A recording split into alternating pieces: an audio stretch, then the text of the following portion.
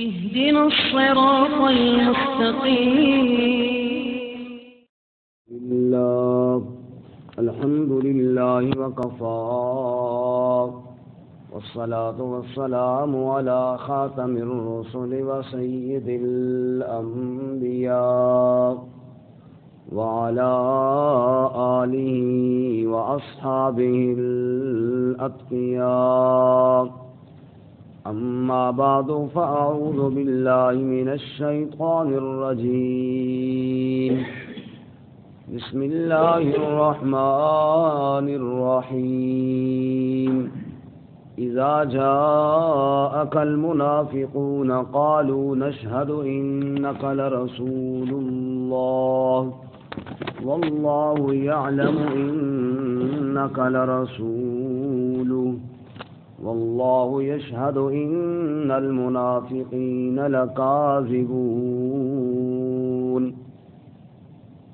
اتخذوا أيمانهم جنة فصدوا عن سبيل الله إنهم ساء ما كانوا يعملون. ذلك بأنهم آمنوا ثم كفروا فطبع على قلوبهم فهم لا يفقهون.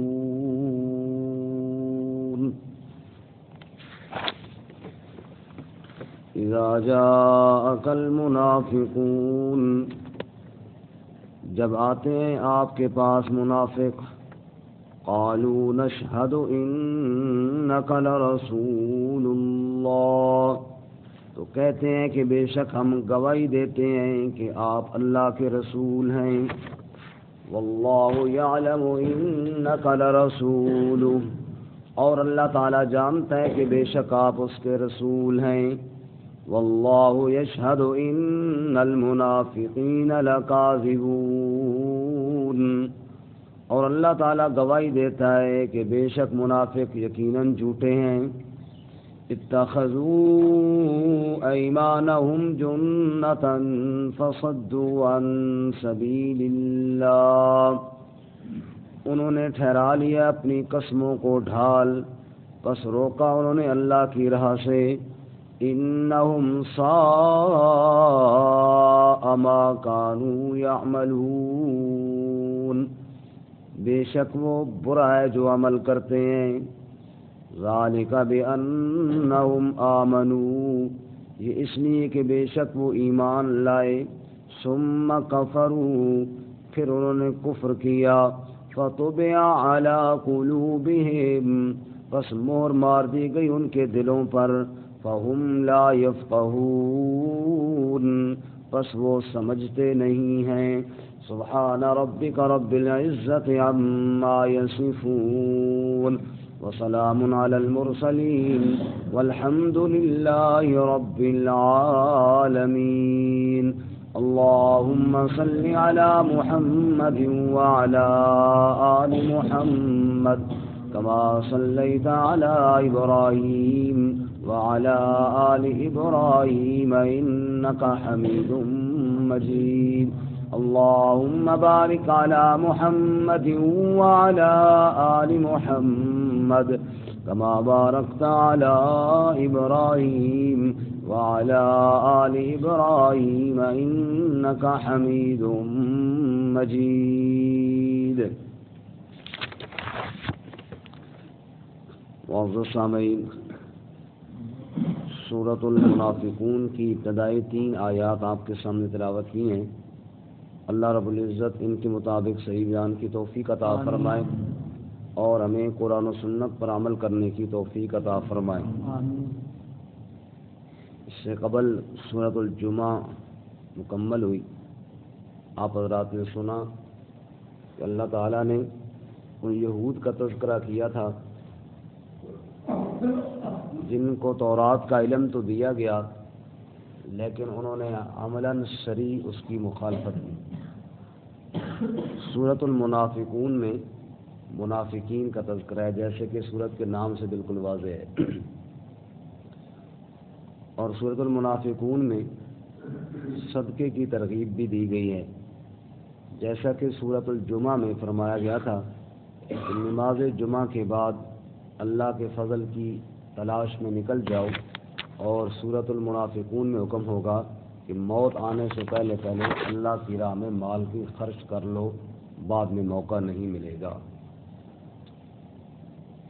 منافقین یہ وہ گروہ تھا کہ جس نے اسلام کا لبادہ اوڑھا ہوا تھا لیکن اندر کفر رکھتا تھا اور کفر چھپاتے تھے، جیسا کہ سورۃ البقرہ میں ہے وَمِنَ النَّاسِ مَن يَقُولُ آمَنَّا بِاللَّهِ وَبِالْيَوْمِ الْآخِرِ وَمَا هُمْ بِمُؤْمِنِينَ۔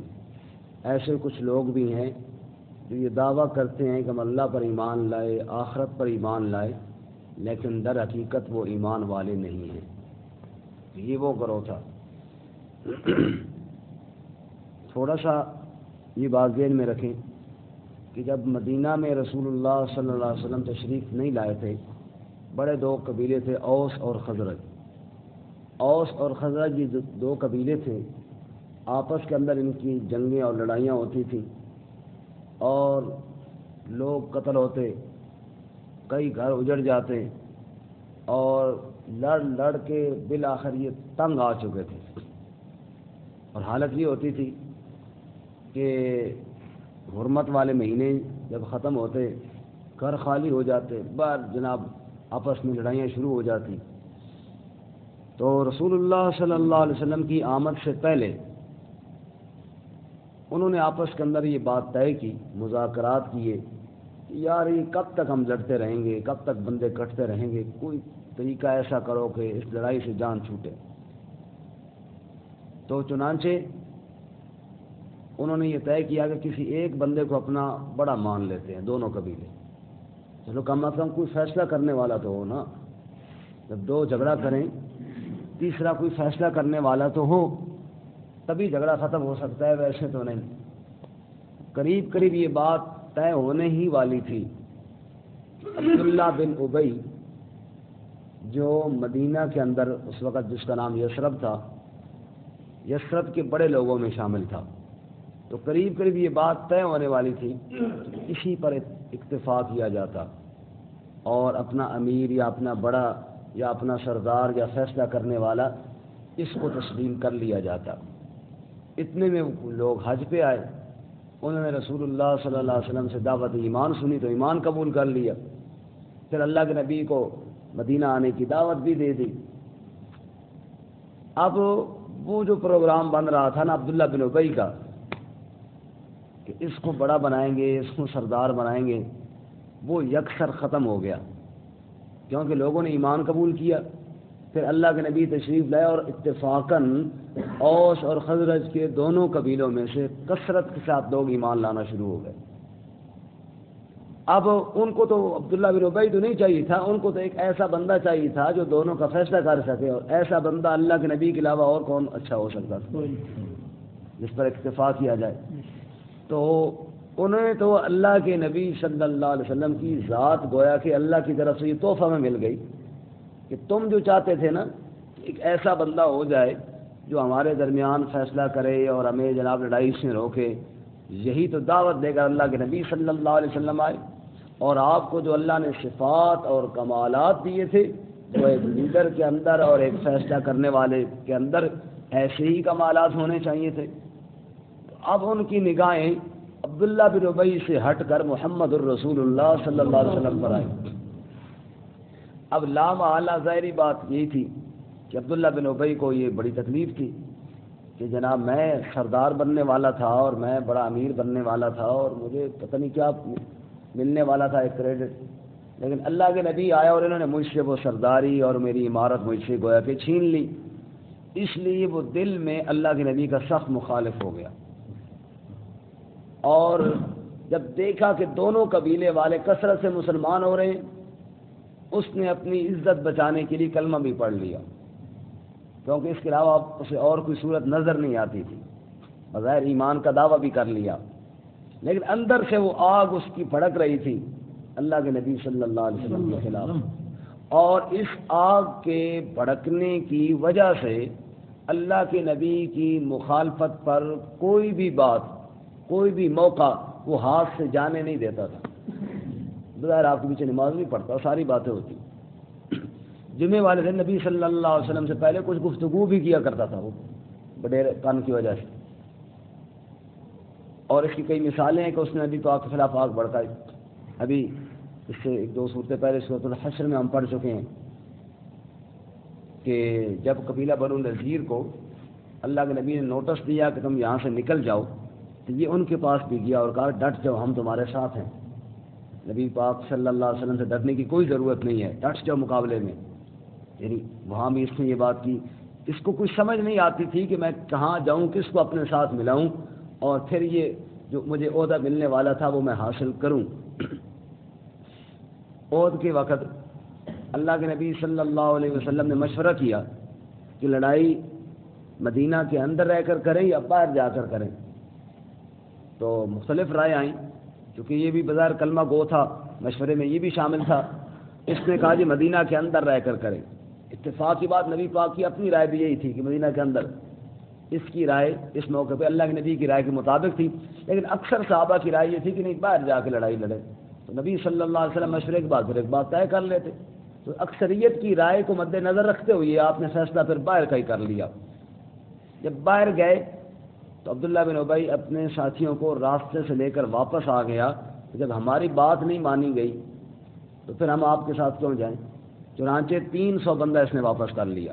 اس سے آپ تھوڑا اندازہ یہ کریں کہ اس کا اثر و رسوخ تو تھا، اس کو ایک مقام تو تھا، تبھی تو اس کو اپنا سردار ماننے والے. 300 بندہ اس نے واپس کر لیا اور آپ کے ساتھ 700 بندہ پیچھے رہ گیا. تو یعنی اس نے وہاں بھی کیا. اور پھر عہد کے بعد ہی جمعے والے دن جب کھڑا ہوا نا گفتگو کرنے کے لیے جیسے کبھی کبھی کرتا تھا، تو صحابہ کرام نے شاید حضرت عمر نے فرمایا، جب جو ہی گفتگو کرنے کے لیے کھڑا ہوا تو انہوں نے فرمایا کہ کل تو واپس آ گیا تھا اللہ کے نبی کا ساتھ چھوڑ کر، آج پھر کس منہ سے کھڑا ہو گیا بیعت کرنے، چل باہر نکل، نہیں سنتے ہم تیری بات. اور یہ پہلا دن تھا کہ جب اس کی سر عام بےزتی ہوئی، ورنہ اس کی سر عام بےزتی کسی نے نہیں کی تھی کیونکہ ایک مقام رکھتا تھا. یہ پہلا وہ دن تھا عہد کے بعد. یعنی عہد کے بعد جب پہلا جمعہ آیا تو اس میں یہ کھڑا ہوا گفتگو کرنے کے لیے، کہا جا اللہ کے نبی کا کل ساتھ چھوڑ کے واپس آ گیا، آج کس منہ سے ہمیں لیکچر دینے کے لیے کھڑا ہو گئے، تیری گفتگو ہم نہیں سنتے. تو یہ پھر بڑ بڑ کرتا ہوا مسجد سے لوگوں کی گردنیں پھلانگتا ہوا باہر دفع ہو گیا. لیکن اللہ کے نبی کی مخالفت اس نے نہ چھوڑی اور پھر اور بڑک اٹھی. اور پھر حضرت سیدہ عائشہ صدیقہ طیبہ طاہرہ رضی اللہ تعالیٰ عنہ پہ جو الزام لگایا وہ بھی اسی کا سارا کارنامہ تھا. وہ بھی سارا کارنامہ اسی کا تھا. اصل میں تو نبی پاک صلی اللہ علیہ وسلم کو بدنام کرنا چاہتا تھا یہ بدبخت، لیکن حضرت سیدہ عائشہ صدیقہ پر الزام لگایا. اس حوالے سے اللہ کے نبی صلی اللہ علیہ وسلم کو بدنام کرنے کی کوشش کی. اسی طرح جنگ کے موقع پہ یہ اپنے چند ساتھیوں کے ساتھ گفتگو کر رہا تھا اور اس نے وہاں پر یہ گفتگو بھی کی کہ ہم عزت والے لوگ تھے، بڑے لوگ تھے، اور نعوذ باللہ یہ مہاجر آ گئے ہیں اور ان کا نہ گھر نہ بار اور نہ عزت، نعوذ باللہ استغفر اللہ، اور انہوں نے آ کے ہمارے شہر پہ کر لیے قبضہ، اور ہم جب واپس جائیں گے ہم نکالیں گے ان کو مدینہ سے. یہ اپنے اس گروپ کے ساتھ مشورہ کر رہا تھا. حضرت زید بن ارقم رضی اللہ تعالیٰ عنہ ایک صحابی تھے جو عمر میں بچے تھے ابھی، ورنہ تو بڑوں سے تو خیر احتیاط کرتے، گفتگو نہ کرتے، بچہ سمجھ کے ان کی طرف انہوں نے دھیان ہی نہ کیا. انہوں نے یہ باتیں ساری سنی. اب چونکہ بچے تھے، خود نبی پاک صلی اللہ علیہ وسلم سے بات نہ کر سکتے تھے، انہوں نے جا کے اپنے چچا کو باتیں بتائیں کہ اس طرح وہ گفتگو کر رہے تھے. انہوں نے جا کے نبی صلی اللہ علیہ وسلم کو بتائیں. آپ نے اس کو بلایا کہ تم یہ باتیں کر رہے تھے. اس نے مکر گیا، نہ جی نہ بادشاہ ہم ایسی بات کر سکتے ہیں، انکار کر لیا. حضرت زید بن ارقم کہتے ہیں کہ مجھے بڑا دکھ ہوا، کیونکہ لوگ یہ کہنے لگے ہو جی بچہ تھا اس کو سمجھ نہیں آئی ہوگی. یعنی مجھے بچہ سمجھ کے لوگوں نے میری باتوں کو رد کر دیا، حالانکہ اللہ کی قسم وہ بات میں نے خود سنی تھی اور انہوں نے اللہ کے نبی کے خلاف سی باتیں کی تھیں. حضرت زید کہتے ہیں مجھے خوشی تو تب ہوئی جب اللہ نے سورہ منافقون نازل کر کے ساری باتیں بتا دی. سچ کی جیت ہوئی نا. کہنے مجھے خوشی تو تب ہوئی جو اللہ نے سورہ منافقون نازل کی اور جو باتیں میں نے نبی پاک صلی اللہ علیہ وسلم تک پہنچائی تھیں وہی باتیں اللہ تعالیٰ نے بھی تائید کر کے بتا دی ہیں۔ تو یہ ایک تسلسل تھا منافقین کا جو نبی صلی اللہ علیہ وسلم کے خلاف چل رہا تھا۔ اصل پیچھے وہ اپنی بڑائی تھی، اپنی میں تھی، اور یہ ایسا مرض ہے اپنی میں، اللہ ہم سب کو اس سے محفوظ فرمائے کہ یہ انسان کو کفر تک لے جاتا ہے اور انسان سے وہ جرائم کرتا ہے جس سے انسان کا خود اپنا ضمیر اس کو لام تان کر رہا ہوتا ہے، یار یہ تو کیا حرکت کر رہا ہے، لیکن پھر بھی وہ ضد اور وہ اپنی بڑائی اور وہ اپنا تکبر اور غرور وہ اس کو برباد کر دیتا ہے۔ اب نبی صلی اللہ علیہ وسلم کے سامنے جب یہ آتے، وہ بادشاہ اللہ کی قسم جی ہم تو آپ کو اللہ کا رسول مانتے ہیں، سمجھ آئی؟ اللہ فرماتے ہیں لیکن میں تو دلوں کو دیکھتا ہوں نا، زبان کو نہیں دیکھتا ہوں۔ زبان کے اندر نہ اللہ کا رسول آپ کو مانتے، نہ آپ کی اتباع اور اطاعت کرنے کا ارادہ ان کا ہوتا، یہ تو صرف بس وقتی طور پر تاکہ لوگ ہمارے مخالف نہ ہوں، اس مخالفت سے بچنے کے لیے اللہ کے نبی کا رسالت کا اقرار کر لیا کرتے تھے۔ اللہ ہمیں منافقت سے محفوظ فرمائے۔ کیا فرماتے؟ اذا جاءک المنافقون، جب آپ کے پاس منافق آتے ہیں، قالوا نشہد انک لرسول اللہ، وہ آ کر کہتے ہیں ہم گواہی دیتے ہیں، انکا بے شک آپ، یہ لرسول اللہ، رسول سے پہلے جو لام ہے یہ بھی تاکید کا ہے، بے شک آپ، یقیناً آپ اللہ کے رسول ہیں، بڑی تاکیدوں کے ساتھ بات کرتے ہیں، بن کے باتیں کرتے ہیں، بڑی بنا کے باتیں کرتے ہیں۔ اللہ فرماتا ہے واللہ یعلم انک لرسول، اور اللہ جانتا ہے کہ بے شک آپ اس کے رسول ہیں۔ اللہ نے تاکید میں فرمایا انکا، بے شک آپ، لرسول، یقیناً آپ اللہ کے رسول ہیں، اس میں تو کوئی شک نہیں، یہ بات تو درست ہے کہ آپ اللہ کے رسول ہیں۔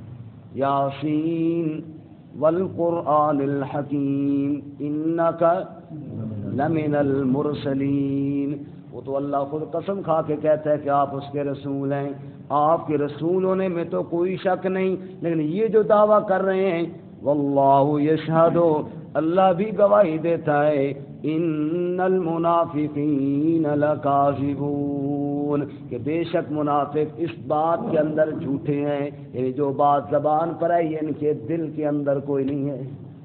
اگر بات سچی ہے لیکن یہ اس بات کرنے میں جھوٹے ہیں کیونکہ یہ بات دل سے ماننے کے لیے تیار نہیں ہے۔ اللہ، تو یہ جھوٹ جو ہے، رسول اللہ صلی اللہ علیہ وسلم فرمایا آیت المنافق کے خلاف، تین نشانیاں منافق، بات کرے گا تو جھوٹ بولے گا، وعدہ کرے گا تو خلاف ورزی کرے گا، امانت رکھی جائے تو اس میں خیانت کرے گا، اذا خاصم فجر، ایک حدیث میں 4 وغیرہ، جھگڑا کرے گا تو گالیاں دے گا۔ اللہ ہمیں ان سے محفوظ فرمائے۔ ان المنافقین لکاذبون، جھوٹ بولتے ہیں۔ اتخذوا ایمانہم جنتا فصدوا عن سبیل اللہ، انہوں نے ٹھہرا لیا اپنی قسموں کو ڈھال، یہی جہاں پھنس گیا بس جھوٹی قسم اٹھا لی، نعوذ باللہ من ذلک۔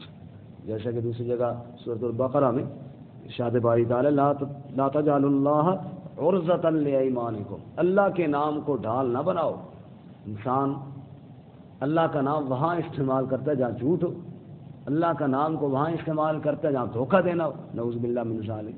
تو فرمایا کہ اللہ تعالیٰ کے نام کو، اللہ کی قسم کو انہوں نے ڈھال بنایا ہوا ہے، جب بھی پھنس گیا اتنا جی اللہ کی قسم ایسی کوئی بات ہی نہیں ہے۔ اگلا بندہ اللہ کے نام پر یقین کر لیتا ہے اور یہ جناب اپنے جھوٹ بول کے جان نکالنے کی کوشش کرتے ہیں۔ رسول اللہ صلی اللہ علیہ وسلم نے ارشاد فرمایا 3 بد نصیب ایسے ہیں، کتنے آدمی جی؟ 3، کہ جن کو اللہ سزا تو دیں گے ہی اور بھی کئی لوگوں کو دیں گے، لیکن ان تینوں کے مقابلے میں اللہ خود مدعی بنیں گے، اب جس کے مقابلے میں خود اللہ مدعی بنے، نہ کسی گواہ کی ضرورت، نہ کوئی، اللہ کہے کہ یہ میرے مجرم ہیں، ان کی ہلاکت میں کیا شک۔ پہلا وہ شخص جس نے کسی مزدور کو لگایا مزدوری پہ اور اس نے کام کر لیا اور اس نے اجرت کھا لی، نہیں دی اس نے، فرمایا۔ دوسرا وہ شخص جس نے کسی آزاد آدمی کو بیچا اور پھر اس کی قیمت کھا گیا، غلام بنا کر بیچ دیا، بندے کو بیچ دیا اور قیمت اس کی کھا گیا۔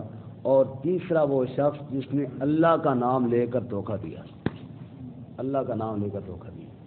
اللہ فرمائیں گے تو نے میرا نام لے کر دھوکہ دیا اور میرے نام کی وجہ سے اگلے آدمی کو تو نے دھوکہ دیا، اس لیے اللہ فرمائیں گے سزا بھی تجھے میں ہی دوں گا، مدعی بھی میں ہی ہوں تیرے خلاف۔ اتخذوا ایمانہم جنتا، انہوں نے اپنی قسموں کو ڈھال بنا لیا، فصدوا عن سبیل اللہ، بس روکا انہوں نے اللہ کی راہ سے، خود بھی رکے اور باقی لوگوں کو بھی روکنے کی پوری پوری کوشش کی۔ انہم ساء ما کانوا یعملون، بے شک بہت برا ہے جو وہ عمل کرتے ہیں، اس سے گھٹیا اور کیا کام ہوگا کہ جھوٹ پر اللہ کا نام استعمال کرتے ہیں اور عمل یہ ہے کہ خود بھی اور لوگوں کو بھی اللہ کے دین سے روکنے کی کوشش کرتے ہیں۔ یہ کیوں ایسا کرتوت کرتے ہیں؟ فرمایا ذالک بانہم آمنوا، یہ اس لیے کہ بے شک وہ ایمان لائے، ثم کفروا، پھر انہوں نے کفر کیا۔ ایمان لائے، کلمے کا اقرار کیا، آپ صلی اللہ علیہ وسلم کے سامنے حاضر ہوئے، پھر کیا ہے اندر سے کافر رہے اسی طرح۔ پھر جب یہ بندہ یوں منافقت پہ آئے تو پھر کیا ہوا؟ فرمایا فطبع علی قلوبہم، پس مہر مار دی اللہ نے ان کے دلوں پر۔ وہ جو آتا ہے نا سورۃ البقرہ میں، ختم اللہ علی قلوبہم وعلی سمعہم وعلی ابصارہم غشاوہ، اللہ نے کانوں پہ، آنکھوں پہ، دلوں پہ مہر مار دی ہے۔ وہ اللہ تعالیٰ نے یوں ہی نہیں مہر مار دی کہ ان کا قصور نہیں تھا، اللہ تعالیٰ نے پہلے ہی جناب کہا چلو جی تمہیں ایمان نہیں مل سکتا، پیچھے ان کے اعمال تھے اور یہ منافقت تھی اور یہ کفر تھا، اور اس کفر کی حد کو جب انہوں نے کراس کیا تب اللہ نے مہر مار دی کہ جاؤ تم اس قابل نہیں ہو کہ تمہیں معاف کیا جائے۔ ہاں جی، اللہ تعالیٰ میں مہر جباریت سے محفوظ فرمائے۔ کلا بل ران علی قلوبہم ما کانوا یکسبون، اللہ فرماتے ہیں بعض لوگوں کے اعمال کی وجہ سے دل پہ زنگ چڑھ جاتا ہے، گندے ہو جاتے ہیں، اللہ دلوں کی سختی سے محفوظ فرمائے۔ فرماتے ہیں علماء کہ مہر لگتی ہے چوتھے درجے پر، اس سے پہلے 3 درجے اور ہیں۔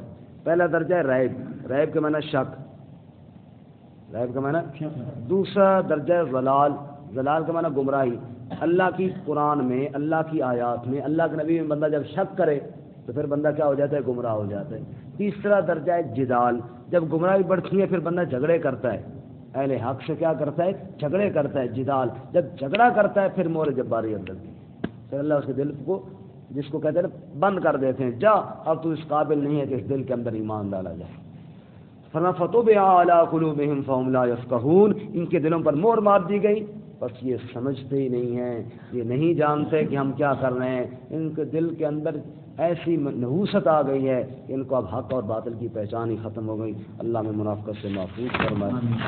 دوبارہ اذا جاءك المنافقون قالوا نشهد انك لرسول الله، جب آتے ہیں آپ کے پاس منافق تو کہتے ہیں بے شک ہم گواہی دیتے ہیں یقیناً آپ اللہ کے رسول ہیں، واللہ یعلم انک لرسولہ، اور اللہ جانتے ہیں کہ بے شک آپ اس کے رسول ہیں، واللہ یشہد، اور اللہ تعالیٰ گواہی دیتا ہے، ان المنافقین لکاذبون، بے شک منافق یقیناً جھوٹے ہیں، اتخذوا ایمانہم جنتا فصدوا عن سبیل اللہ، انہوں نے ٹھہرا لیا اپنی قسموں کو ڈھال، بس روکا انہوں نے اللہ کی راہ سے، انہم ساء ما کانوا یعملون، بے شک وہ برا تھا جو وہ عمل کرتے تھے، ذالک بانہم آمنوا، یہ اس لیے کہ بے شک وہ ایمان لائے، ثم کفروا، پھر انہوں نے کفر کیا، فطبع علی قلوبہم، بس مہر مار دی گئی ان کے دلوں پر، فہم لا یفقہون، بس وہ سمجھتے نہیں ہیں۔